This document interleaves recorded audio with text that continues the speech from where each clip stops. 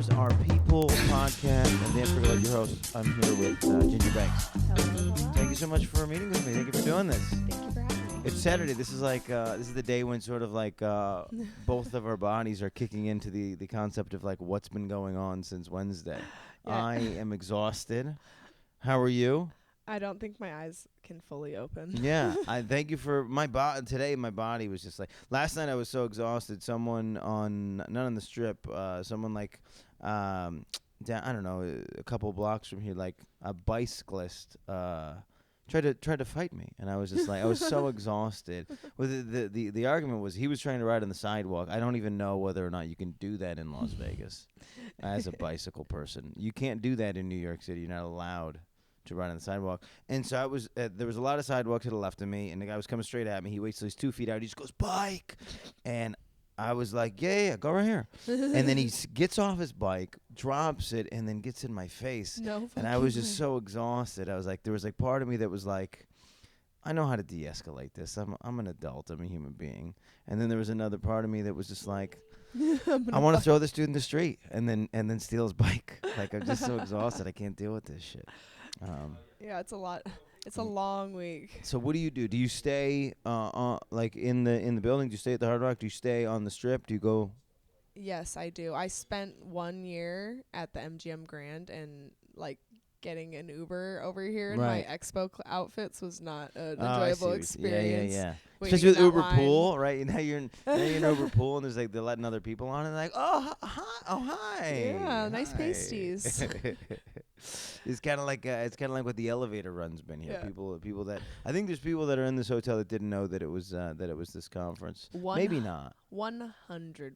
Okay. I okay. do not think a young Asian family with a baby and a toddler. This is what I was wondering. I hadn't would seen have- any children. I definitely 100% have. And I Oh, mean, there's wow. nothing inappropriate going on. Right. I mean, I've been thinking about it a lot. Like, how are we able to tell our kids, like, yeah, that's alcohol. That's for Yes. adults. Yes. And we can't say, like, Those are titties. Those are for adults. Yeah, like, those are adult workers. They do something that's for adults, too. I do It's find like, it interesting because depending on who I meet in my life, well, I'm in my mid-30s, so I'm not that I meet a lot more people that are in this position, but people that I've known that are my age over the years now that have children. Some of them have like interesting perspectives on a lot of things, and there's sort of this thing.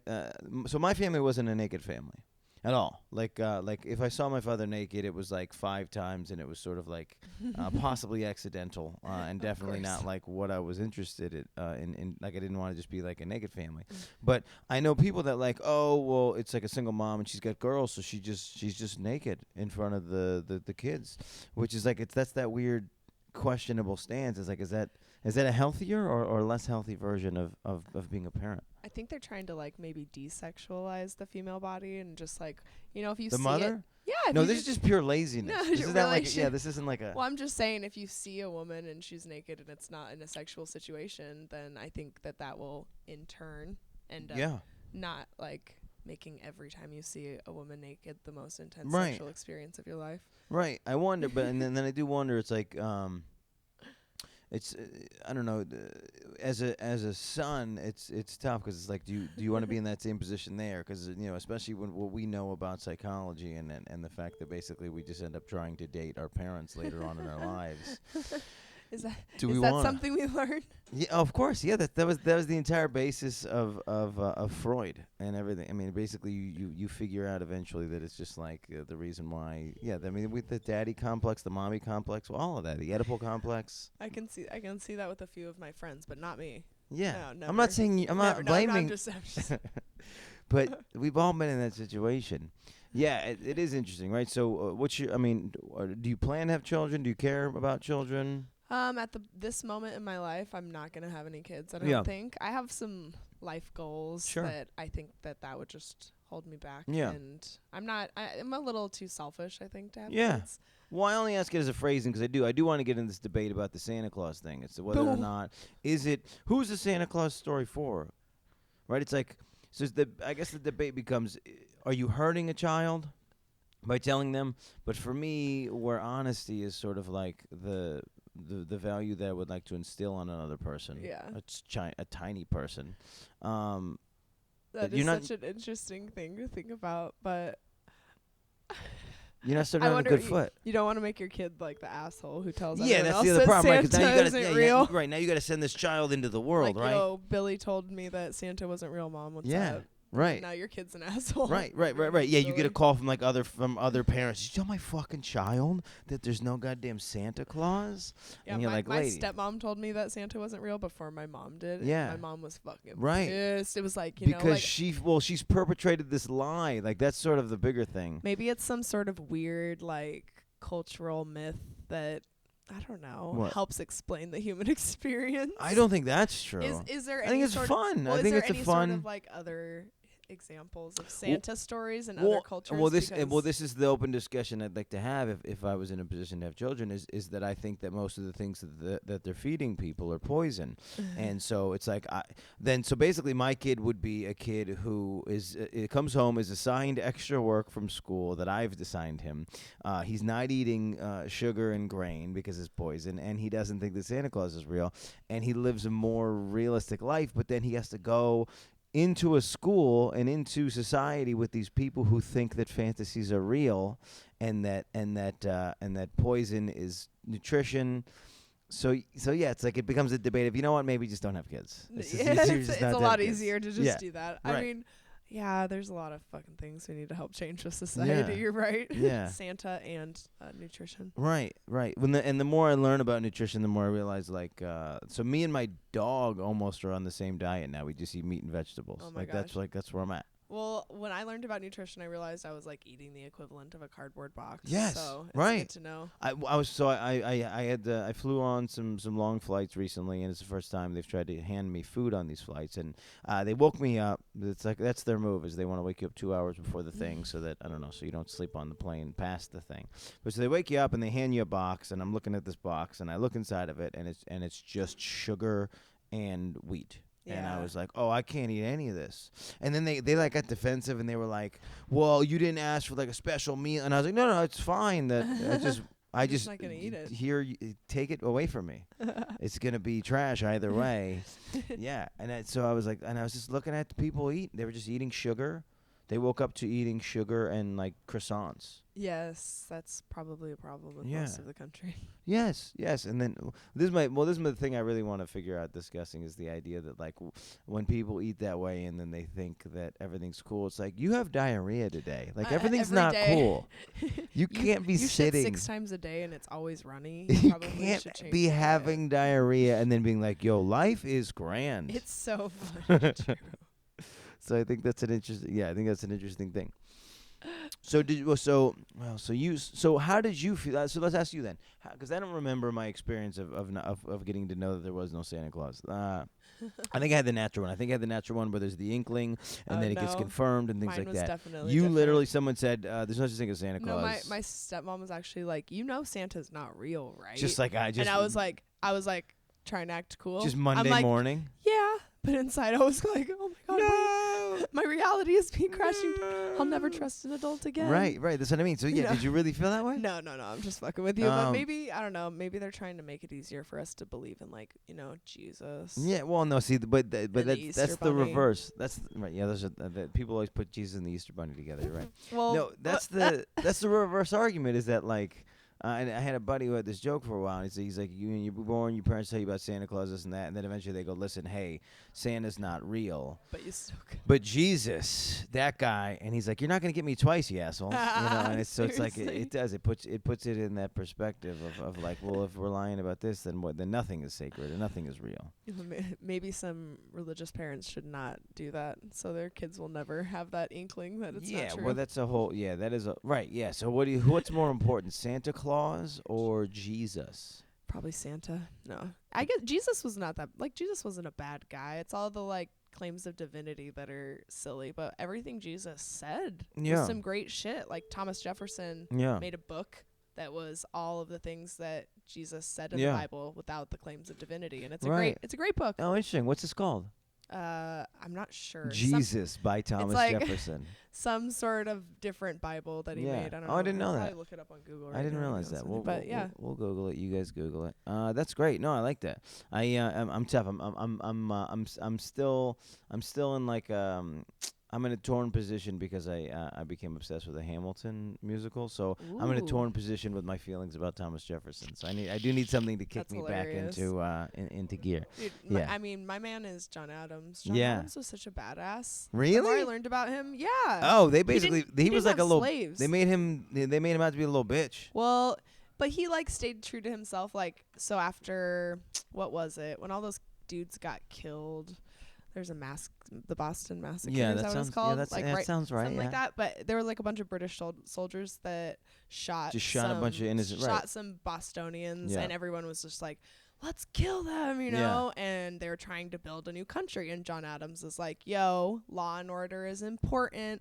We need to have someone who defends them in court." Yeah. And so he was the person who defended them in Oh, court. very cool. And it ended up like proving them to be innocent and stuff like that. Really? And it's just another person who's like, you need to stay true to what you believe to Yeah. be right. And him and Abigail Adams didn't own slaves Yeah. in a time when everyone else owned When slaves. everybody else had slaves, right? So like, I'm sure he was probably racist as fuck, but Well, you can't expect someone to be like generations ahead. They need to be like a little one step one step ahead. No, and I so think the I'm just people that saying. were on the opposite side of the slave argument understood the humanity of things. Yeah, but I mean, he probably he did think, and I'm pretty sure it's historically proven that like they were lesser. They were less like people. that, but It is interesting. So I was just in South Africa, and there is this sentiment, and it's just like it's this weird thing that they tried to ingrain in people, was that white people evolved from this chunk of like wait, really? humanity, and that like black people evolved from like apes. Like this is literally because so the other thing about South Africa is like you're in the cradle of humanity, and so what happens is they've found most of the fossils that support where we came from there. So it's just such a weird thing that like in South Africa, right next to where they found the skull of the thing that says that we're humans and this is how we got here, and it's not as linear of a we were monkeys and the thing, that they still. You have this thing, and it is interesting now because South Africa is so close to people being born and told that one race was better than the other. Yeah, that was that not it's that long so ago. fresh. Apartheid. So it was interesting to be right there. It's like 28 years ago. That's so crazy to think about. Yes. Like that was when I was born. Yes. Right. Well, and so for me, what the takeaway was is to go there to do comedy was to go to like 1980 and do comedy in New York City. It's like traveling back in time because censorship has just been lifted. So comedy is fucking beautiful and brilliant there. Yeah. And then because of population and just whatever, so the mass of comedians in this country are just white dudes, and so there it's just black dudes who are doing comedy. But it was beautiful. But yeah, art is a beautiful. John Adams. I never thought we'd talk about John Adams. That's great. So you're obsessed with John Adams. I said, when I was living in Connecticut, I tried to get into history, so Yeah. it made it a little bit cooler Yeah. to go to Boston. Because you see could all go that and other look at the stuff. shit. I went to Boston and saw some stuff. That is what I found very interesting. Was when last time I was in Philly, they had all the leftovers of Washington's house near the Liberty Bell. That shit's so crazy. Like I didn't realize he had all these slaves. When he went from like maybe Boston to he was Philadelphia, they had to like go on horse for 2 weeks. Yeah. That was something I never even thought about. Oh, for going sure. back and forth to try and make the government like right. It's like, all right, time to go on Yeah. a 2-week trip in the fucking And people would die. People would winter, always yeah. die. There was never They're no all one. scared. There was never no one dying. They would leave as 15 people and they would come back as 9 Yes, people. And they were like, exactly. "What happened?" And they're like, "Listen, Bob and Jill and whatever, and the killing and the thing, and then Bear Life is and fucking natives, different. and then there was a British guy, and then there was just a random prisoner that came by. And then Like some it's just fucking like disease that we had no cure for. Right, And right. Smallpox. No, I found this crazy was so Pennsylvania was not a slave state, but because Washington was in Pennsylvania, because that's where they were trying to base the government, he brought his Virginia slaves to Pennsylvania, and he basically got like a like an exclusivity clause or something. Basically, I was gonna say he got like grandfathered in to be able to have slave, right? And so it's interesting. It's like we're like, oh, the purity of this country and where we came from. And that's on the heels of George Washington going, no, like, I can't just come up here. Like, I need my slaves. Like, what do you think I'm going to do, my fucking laundry? Like, I need my slaves. Exactly. And they're like, oh, okay, yeah, no problem. You're the greatest general of all time. Yeah, you can have your slaves. It's fine. Beating the British is more important than, like, humanity. Well, and so then in history, they buried the building because they wanted to bury this history. And then it was not that long ago they uncovered it and basically tried to preserve, and they like redrew the plan, and they're like, look, we got to acknowledge that slavery was a part of this fucking thing. That's good. Yeah. That's good. If you forget your past, you're doomed to repeat it or something like that. I like when somebody's like confident about a quote and then they're like, yeah, something about the past and something about the future. Bop something it about how it's important. Something on a bumper sticker. You know what I'm saying? You know what I'm saying. So funny. It's true. So Connecticut now to Scottsdale. Yes. Is that okay? Can I say that? I don't totally. want to like fucking have people stalking No, you. you're good. Okay. I'm open about my shit. Yeah. No. My address is. Oh yeah, no, please. Scottsdale's not that big of a town. Just what's your local Walmart? No, people definitely recognize me and stuff like that. No shit. So it's time to move to something with a security guard at the front door. Yeah. Listen, next just place make sure I live. People don't walk in. That's all I'm asking. I mean, I had my first live boy-girl sex show on Chatterbait, and there was like 17,000 people watching us. Wow. We were about to be at the end of the show. Yeah. Like, you know what was about to happen. Right. And the fucking doorbell rings. Yeah. No shit. And our faces like, what the fuck? And I'm in my living room, so the person is like 4 feet away from us. Yeah. And they start knocking on the door really hard, and I'm like, does my sister need something? Because she lives like really close to me. So I grab my phone and I check in. She hasn't texted me, and I was just like, I mean, all these people paid to watch, like, so we just finished quietly. But it was like so hilarious. I think it was like someone who had recognized me in the area trying to fuck with me, because I've asked everybody that I know, like my neighbors or my friends, and none of them. Who the fuck was there? Yeah. I have no idea, but there's nothing more like inappropriate in today's day and age than like an unannounced guest. Like an unannounced guest in like the 80s and 90s was like fantastic. Exactly. We're like, they're here. Oh, we're just stopping by. And if you stop by on somebody now, they're like, dude, what the fuck are you kidding me? I was masturbating. If you even call somebody while you were texting them, they're like, what are you fucking crazy? Get off.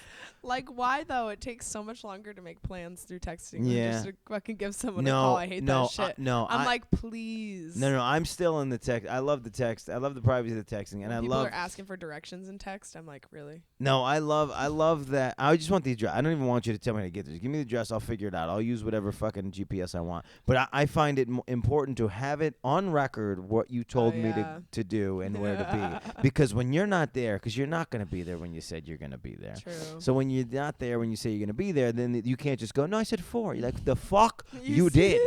This says 3:14, you know. I've done that once or twice. Yeah. I've become the fucking quintessential screenshot and send portions of the conversation guy. I almost did that today. Yeah. So I was like, did you unfollow me on Twitter? And they're like, no. I'm like, I'm going to fucking screenshot send. It says that you've blocked me. So what's up with that, Twas buddy? nice knowing you, though. Well, that's cool. So fuck. You said the complexity of your role at AVN has changed because of some recent things. People are who are supporting you on Beyond. Are you wiping a booger? What's happening? A book? A booger. No, I forgot I had lipstick on my mouth, and I like went to go wipe off my chapstick, and it was lipstick. Now I have you lipstick just popped a booger, and you're just going booger, booger to the pant leg. Intense. Yeah, I don't get. I was giving you all the credibility of like what you've accomplished in the last year, and then as you're doing it, you pop a booger and just wipe it on the couch. Yeah, and I was like, well, there's that. You know, there's the yin and the yang for everybody, or the yin and the yang. That's funny. So no booger. She didn't wipe a booger. Just to be clear. So you said people are coming up to you and they appreciate what you've been involved in and how you've sort of changed the community. I mean, this is for me why I'm kind of been drawn to this industry and wanted to interview people in this industry is the concept that you guys are furthering the discussion, well, on sexuality, number one, but in this case, I mean, on profiting off of it. Well, I'm profiting on, but for you, it was more about this like the standards by which are conducted in this industry. And just because it was an industry that was based in, let's go history, you know, like just because our country is based in slavery doesn't mean that's fucking how things go now. And just because we thought it was cool that, like, you know, this idea of like a casting couch was like a real situation and then everybody agreed to it, that's not what it should ever be, and especially moving forward. Yeah, the issue of consent is really important, and I think educating people on that is really important. People think it's like, oh, it's just something you know growing up, and it's not. You have to teach people that, and it's not something that is that hard to learn either. It's very simple to ask someone if you can touch them or not. Right. Like, can I touch you? Can I slap you? Right. Can I choke you? Right. Just ask first, and if they say no, then don't. Yeah. So, like, I don't know. It just seems so simple once you once you actually say it. Right. Maybe that's why people think, oh yeah, it's common sense. Devil's advocate, just as from the male side, and not beyond the mark, but many men, me personally, I've been in a situation where I'm with somebody that we've been talking, we're in a dating scenario, we're now she's been invited over, the thing's happening, we're starting to hook up, and she'll stop. Mm-hmm. And I go, okay, I respect that, no problem. Start up again, stop, cool, end of the thing. Then I get a text message a day or two later that says, hey, why didn't we go further? And I was like, yeah, you stopped me. Like, I'm not just going to, like, blow through the red light. Yeah. And it was like, no, I thought we were going to, like, have sex. And I was like, you know, I did too, but I'm not going to go beyond that. So that's a really interesting thing to bring up. So there is that threshold where we've been, I think, where guys have been thought and conditioned that, like, you just keep trying. Some girls, like, need their validation. Yeah.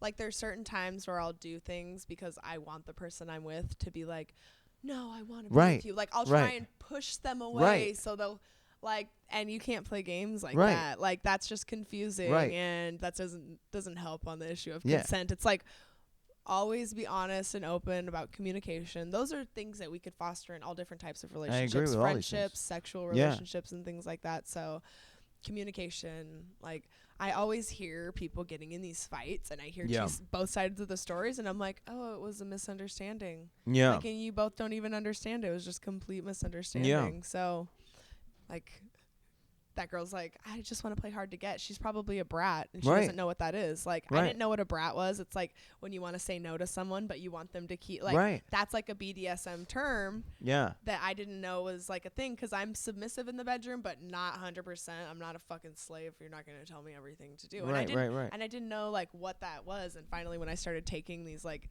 sexual preference quizzes, and I learned that that's what I was, and non-monogamy was really high up on my list, I was like, oh, that's why I lose interest when I'm in a relationship with a person.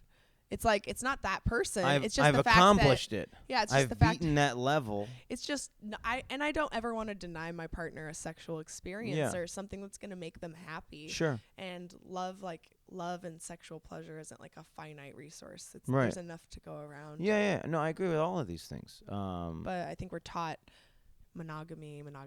Well, and this is the thing, what's interesting again is because comedians try to broach this. So last night I was at a show. It was Dirty at 12:30 in Vegas, one of the hottest shows in Vegas. Check it out. It's at South Point.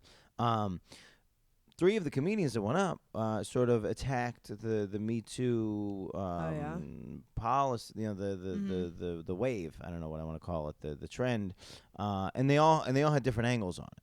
Whether they were supporting it, saying, "Well, look, there's people that are in this for the right reasons, people that are in this for the wrong reasons," and then there was other people that were challenging this idea of consent and how to be clear about consent. So it was interesting to be, and it's interesting to be in this industry, and on both of these sides, where the discussion is being challenged and furthered and all these things.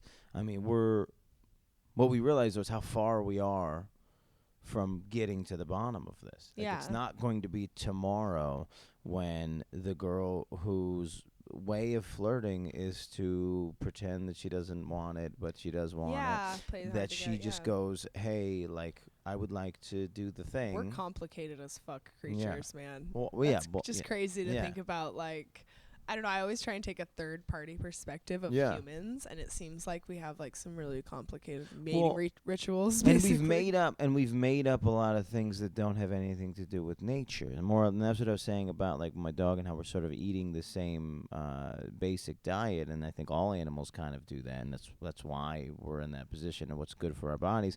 But it's the same thing. The way that animals mate is very much how we instinctually try to, but then fight it. Yeah.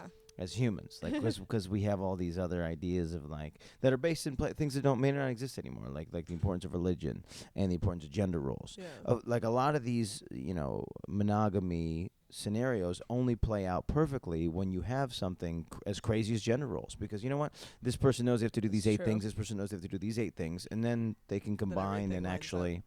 But now everybody's an individual. They think they can do everything on their own, and then they look at their partner and they go, "What the fuck do I need you for?" And they know that they can be a single dad. It's important to focus on yourself first. I know it sounds stupid and whatever, but once you figure out yourself, I think you can help others. Like help yourself before you can help others. I absolutely agree with it. I don't think that a lot of us are in tune with ourselves. And I really want to work on this greater concept of a joke where it's like, I'm the last person that should be picking my partner. Like people say all the time, they're like, well, I know what I like. Like, no, you don't. Because you said you like a thing, and I'm standing here and you don't like that thing. So it's like, it's part of me almost thinks that if you are committed to the concept of marriage, an arranged marriage would actually work for everyone. Because who better to pick your partner than your mom and your dad? Like my mom has like seen things in girls that I've dated in the past, and has said it to me, and she gave me just breadcrumbs. Yeah. And I thought she was like saying one thing, and then to find out that they're saying another. I was with a dishonest person. My mom said, "Love makes you." Love makes you. Are you gonna do another bumper sticker? Love is blind. Like, oh yeah, you started again. You're like, love makes you do blind things. No, love makes you blind, or something like that. I don't know. Yeah, I think that. Whenever I see people in relationships and like they're just like blind to the things that their partner are doing, we're trying really hard to pretend like it's love, maybe when it isn't. I don't know. When was the last time you were in love? How do you feel about love right now? Oh God, I just got out of an 8-year-long relationship. So yeah. So I'm trying to be single. Like, it's been hard for me not to like try and date every dude that I've fucked, but I know that that's like that's me like trying to get my validation from other people, or my love addiction is a thing that I'm starting to learn about. But it's good. So all I have to do is focus more on myself. And but is it the love or is it the possession? It's a lot of different things, like love, jealousy. You think you're entitled to your partner's actions and feelings, or possession, like their thoughts. Yeah, exactly. But other things too. It's fucking complicated. Yeah. I'm reading a book right now called The Ethical Slut about like polyamory, and it's kind of mind blowing. Right.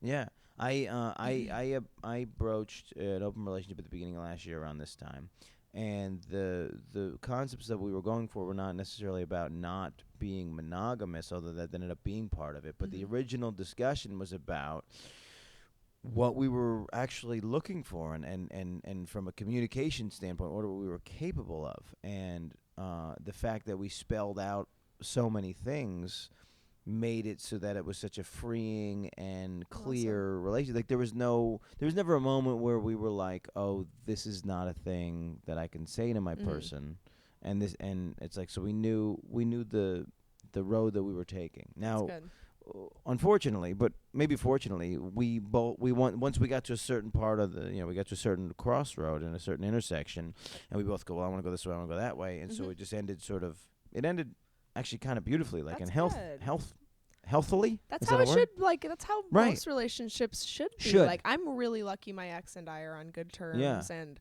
with these new relationships I'm having, like, realizing that I can, like, have sex with people and I don't need to fall in love with them. Like, that's really weird for me, but it's like I can love my friends too. I can love my like family, friends. There can be sexual love. It's so cool to like realize that. And I find it very interesting to explore the types of situations that I would have sex in. Like, I find that, like, when you get into a relationship and you say, well, you don't have sex with other people now, you also don't ask them what type of people they had sex with in the past. And knowing what circumstances by which you would have sex is a lot of who we are. Yeah, exactly. And if it's a lot of jealousy. I think a lot of what society teaches women is for us to like be jealous of the other attention that females get. And once you realize that and stop like getting angry over it, like I think it kind of was forced on me being a webcam model. Like I can't, not everyone's going to love me. And so if you realize like people have their different preferences and stuff like that, it's easier. Yeah. No, it's an interesting component, and cramming relationships, monogamy, sex, marriage, love all into the same box. Yeah. The like every human's the same or something. Yeah, the more that we sort of evolve or devolve, we're realizing that it doesn't make any sense. And this quest to find one person. Oh yeah. When we know how many fucking people, we know how many people there are now. Well, yeah, that's like I have a phone. Crazy. I can pull up, like if I can end a relationship, pull up an application where they give me all of the options in the area within a 1 mile radius. And now what happens is I'm not looking for the best possible person. I'm looking for the closest possible person who I can deal with for a period of time. You know what I mean? So it becomes that.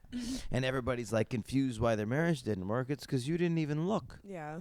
Literally, the guy worked at McDonald's with you. That's not. Why was that going to be fate? It's so weird that you have so many options now. Thousands and thousands. Right, and it becomes clear. It's like, and that's the thing with New York City and the dating scene is you get like one mistake. Yeah. And they're like, you know what, this isn't working out. I'm like, what? We just like I have a cold. Like we couldn't meet on Sunday. Like, listen, I just like, I already have a brunch date now. It's just not gonna work out. Yeah. The pace that we've created is unrealistic. Yeah. But it was interesting. I got being in South Africa. I got to see some safari things, and I got to see that's cool how animals fuck, and that's kind of like what we're denying ourselves. Is that's kind of what we're supposed to be doing. The constant need of a man, through history to just try and fuck everything, is in nature. Well, yeah, there's a lot of things ingrained in us, but like, aren't we supposed to be more civilized than that? No, no. Outer course. No more we have not. Boo. We have not evolved past cavemen. We are the exact same species as the men of us and women of us that were living in caves. We're in fucking space right now, man. You can't say that shit. We're in space right now. I know, but it's the same body. It's the same. It's the exact same body. I know that those things are ingrained in you. Like if you take a chicken that has seen a predator in the sky and you put it in a room and you breed it and you breed it and you never take it outside. Yeah. You know, like 5 generations away, you can take that chicken outside and as soon as it sees a predator, it will run away and freak the fuck out. No shit. That is ingrained in you. Those I think ingrained. That's an instinct. That's a nature instinct. Ingrained is, I think, more something that we've done emotionally to something. But the instinct, the desire, whatever it is to reproduce, it's in all of us. Right. As a higher evolved species that I think we are than cavemen. No, we have this thing that we pretend like we're more evolved. That's when we're supposed to acknowledge that we have this desire to reproduce, but we're not going to like let it overwhelm us. No. Or like that's when I think men are just like no, you're playing both sides because on the one hand you say, listen, I think that we should be allowed to be polyamorous and all these things, which is I think that's the Zen zone. I think that's where we need to be. And then on the other side you go, well, if it's men, it's just because they're fucking pigs and they need to I think you should be able to have sex because you want to, but I don't think that you should be doing it because of your desire to reproduce. That like you can't control. But no guy is fucking all of these people because in his mind he's trying to have children. Women, it's totally a women thing. Women want the desire to be impregnated, and then I think we take care of things at home. Like that's part of to pretend like that is not. I mean, we've seen through history that's in there. Yeah, I know. We can't get rid of it. We can't think it. I'm not saying you're not going to get rid of it, but to acknowledge it and then notice it as it's a desire that appears. Yeah. That's all I'm saying you should do. It's not going to go away. I'm not saying to suppress it or anything. I'm just saying it's there. Acknowledge it. It's like, oh, I'm probably doing this because I want to fuck this girl, and that's do it if you want to. If it's like, are you not trying to get your validation from that person or like whatever it is? So enjoy it, have fun. It is the self battle. It's the evolution all battle. In moderation. Everything in moderation. Yeah, all of the things. It was a fun discussion. So what else? Okay, so I don't know. What do you do outside of this? I mean, you became a history buff in Connecticut. What do you do to like maintain some level of sanity outside of the business? I read a lot. Yeah. But it's about industry stuff a lot. Sure. So The Ethical Slut is the current book. Yeah, exactly. I'm reading Playing the Whore. Finished reading that. What's the background on this? I think it's just like a history about sex work. Okay, interesting. Things like that. What have you like isolated from this reading? That there's like a battle going on legally and like in the government and stuff. Like, do you know sex workers, if they get arrested, they use the condoms that are found on them as evidence against them in court. Oh, wow. Which leads them to like basically be encouraged to not have condoms on them. Wow.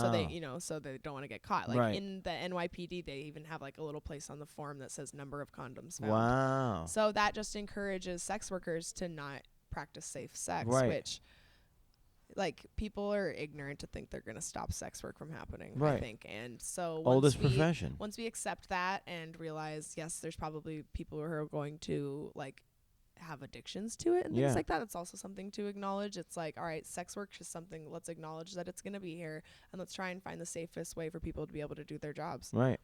Well, I don't know. Actually, I don't know the rules, but places like Amsterdam and certain places, and theoretically, New Zealand. I don't know now if Vegas is illegal. There's like a county outside of here. Yeah. Because I think where it's legal. It's not in the county where this city is. In these sort of bordello type of settings. Is that even the right word? I don't even know. The Bunny Ranch. The Bunny Ranch. Yeah. I think that's the one.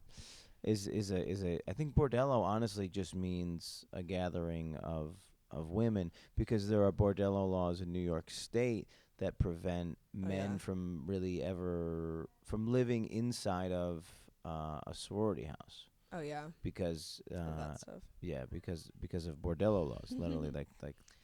So that's super interesting. Okay, so that's like those are the I guess I didn't come into camming and porn thinking that like fighting the sex work stigma was gonna be what I would end up doing, but now it just seems like the most logical choice because of the way I see these people being treated because of it, and myself. And what better way to fight the cause and be a part of the cause? Yeah, for sure. I'm sure I will always be involved in this industry in some way. I think. I mean, who knows? Maybe I'll go back to school for engineering. But I doubt it. Well, I don't know about engineering. You'll go back. That's what I was in school for before. Yeah, but now you've realized that like the passion is I think law is the best elsewhere. way I can help change things. Yeah, interesting.